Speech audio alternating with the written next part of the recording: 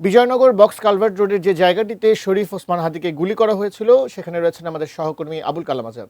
দর্শক, আমরা বিস্তারিত জানতে সরাসরি যুক্ত হচ্ছি তার সঙ্গে। আজাদ, আপনি এর আগের খবরে জানাচ্ছিলেন, আপনার কাছে সর্বশেষ কি আছে সেটা আমাদের এখন জানান। শুরুতেই একটু যেতে চাই যে ইনকিলাব মঞ্চের কোনো একজন কর্মী এই জায়গায় এসেছেন, একটু তার সঙ্গে কথা বলার চেষ্টা করব। একটু কিছু একটু বলছেন, আমরা একটু শুনতে চাই যে গণমাধ্যম কর্মীরা। দুইজন অলরেডি মতিঝিল যে ডিসি আছেন হারুন ভাই, তার সাথে এই স্পটে গিয়েছেন যেখানে জুমার নামাজের সময় তারা ছিল যারা গুলি করেছেন। তো ওইখানে হচ্ছে আমাদের পিআর টিমের সদস্যরা হাদিবের সাথে ছিল। এই পিআর টিম সাথে নিয়ে মূলত হাদি ভাই এই এলাকা দিয়েই যাচ্ছিলেন, মতিঝিলে ক্যাম্পেইন শেষ করে এখান দিয়ে রিক্সা দিয়ে যাচ্ছিলেন।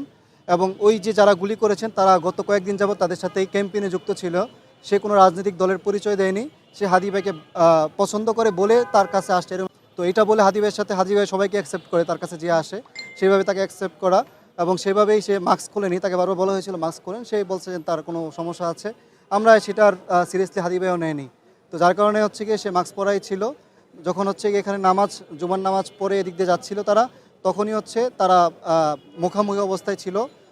এই হাদি ভাই রিক্সা দিয়ে যাচ্ছিলেন, তার পিছিয়ে আরও দুইটা রিক্সা ছিল আমাদের টিমের। হাদি ভাইয়ের সাথে হাদি ভাইয়ের ভাই ছিলেন।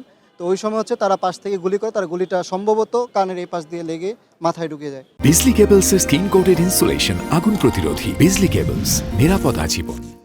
তো এখন সার্বিক পরিস্থিতি হচ্ছে এই পর্যন্ত আছেন। আমরা রমনা ডিসি মাসুদ ভাইয়ের সাথে আমরা শাহবাগে বসেছিলাম, তার সাথে কথা বলেছি। আমাদের হারুন ভাইয়ের সাথে মিটিং হয়েছে এবং সেই স্পটে গিয়েছেন। আমাদের যে বিষয়গুলা মিনহাজ ভাই মূলত আইনগত বিষয়গুলো ডিলস করতেছে আমাদের দীর্ঘ সময়ের জন্য। বাইকে অনুরোধ করবো আইনগত বিষয়টা একটু বলার জন্য। আমি আব্দুল্লাল মিনহাজ, ডাকসুর স্বাস্থ্য পরিবেশ সম্পাদক। তো শুরু থেকে হাদি ভাইয়ের আমরা সুচিকিৎসার জন্য আমরা ডাক্তারদের সাথে কথা বলে আসছি। হাদি ভাই হচ্ছে এখন ঢাকা মেডিকেল কলেজে চিকিৎসার জন্য ডাক্তাররা সর্বাত্মক প্রচেষ্টা এখানে চালিয়ে যাচ্ছেন। আর তারই ধারাবাহিকতা আমাদের কাছে মনে হয়েছে যে হাদি ভাইয়ের উপরে যে আক্রমণটা হয়েছে, এটা হাদি ভাই যেভাবে বাংলাদেশের পক্ষে উচ্চকিত কণ্ঠে কথা